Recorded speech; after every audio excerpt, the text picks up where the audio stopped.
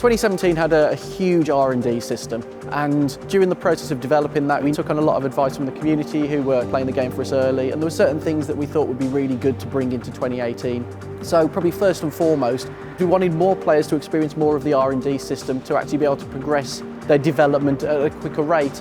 So we've made significant changes to the pricing structure. We've also changed the way that we present it to the player, so there's now a fog of war around it, so that you don't quite understand where your development's going, you don't know where the big wins are going to be.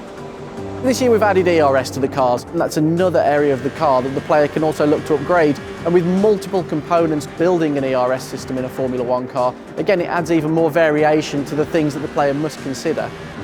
To any Formula One fan, it's very clear which teams have got strengths and weaknesses in which areas, and that's something that we showcase quite heavily in the vehicle handling in the game, and we wanted to do something similar with the R&D tree this year. So each team now has a bespoke R&D tree which focuses on the areas that those teams may be lacking just a little bit.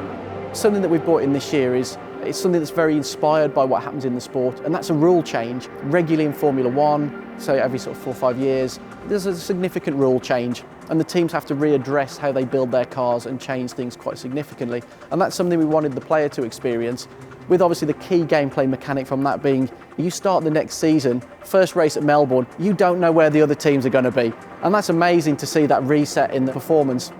And the way this will work in the game will be, partway through the season, there'll be a point where we will determine whether there's going to be a rule change.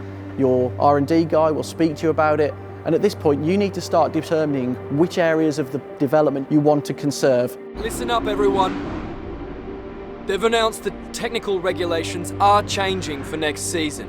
There's a risk a lot of our hard work could be undone if we're not careful. I may have spent a fortune on my wings, and I think next season I'm worried that that reset might impact on my wings. So rather than losing all of that hard work, I can start spending credits on protecting the work we've done. So it's essentially future-proofing upgrades that you've made for the following season. The AI have to work in exactly the same way. So each of the teams will be going through exactly the same thought process as the player. Do I spend money on upgrading the car as quickly as possible? Do I look at saving some credits just in case there's a rule reset and I want to conserve my R&D?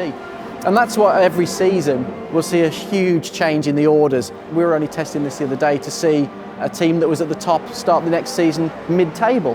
And it's really cool to be able to see that. It makes every season unique, and it really does drive you to want to do season after season.